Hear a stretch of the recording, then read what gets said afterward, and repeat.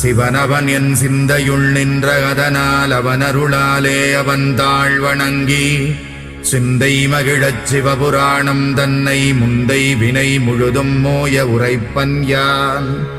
கண்ணுதலான் தன் கருணை கண்காட்ட வந்தெய்தி எண்ணுதற்கு எட்டா எழிலார்கடலிறைஞ்சி விண்ணிறைந்து மண்ணிறைந்து மிக்காய் விளங்கொளியாய் எண்ணிறைந்து எல்லை இலாதானே நின் பெரும் சீர்.